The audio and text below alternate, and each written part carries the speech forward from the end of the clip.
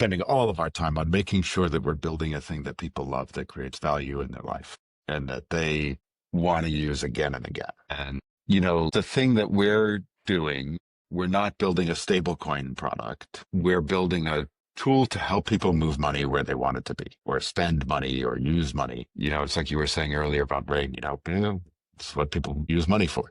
And our competitive set is not necessarily people using stable coins for this or fiat for this or that or whatever. It's like all of the ways that you can do that. And there are a million different ways you can do that.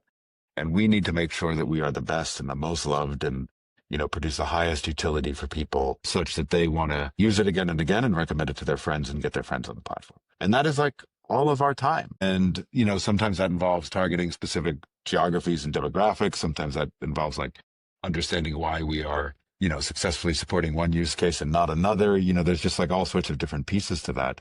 But for us right now, it's just all about like consumer product, like building a great consumer product. And that's taken you guys, you said in the early days, you worked very closely with specific regulators, specific parts of the world, people who are helping build this policy. What does it feel like now versus maybe when this journey was beginning from a regulatory clarity sense, working with those types of groups, their openness to this stuff? What does that feel like from your perspective? Night and day. It's great. We are regulated, for example, by the AFM in the Netherlands, and they're our European regulator. And, they understand what we're building and why we're building it and how we're building it. And we're conversant in the technology and I think kind of excited about it, And we're finding that with most people. Like 2.5, 3 years ago, there was a lot of skepticism. It was really hard. And if you had asked me a year and a half ago or 2 years ago how I was spending my time, it's a very different answer. It was like, well, man, we're just trying to get the rails up. We're just trying to get regulators to take us seriously. We're trying to get a partner to, light up this geo or that geo. We're trying to figure out this key management thing, these kind of like foundational things that you need to do in order to deploy a new technology like this.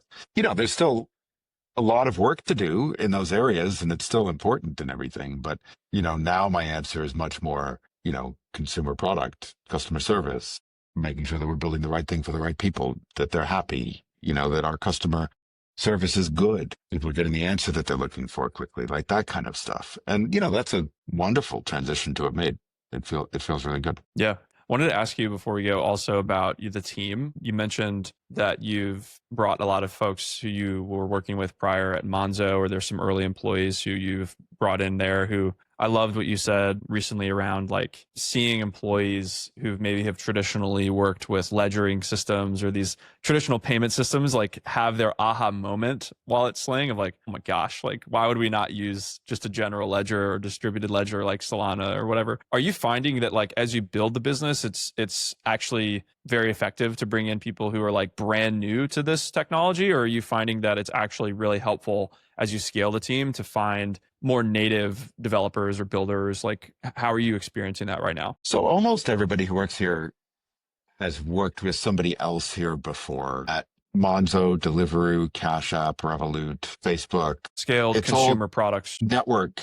Yeah, it's all network. And almost nobody here has worked at a crypto company, with a couple of exceptions. I think maybe that's a double-edged sword in some ways. I suspect that there is some level of like fundamental protocol level innovation or like things that we could do that don't occur to us as much because we're not as crypto native. And I think that is probably a little bit of a weakness and one that we should think about. But broadly, the thing that we have to do is build a consumer product that people love. Underlying blockchain technology and everything is relatively easy to pick up. And the experience of, how to build a really slick flow for a thing and experiment and run different variants and all that kind of stuff is like, a lot harder. Yeah. Well, excited to be in it with you and following this journey.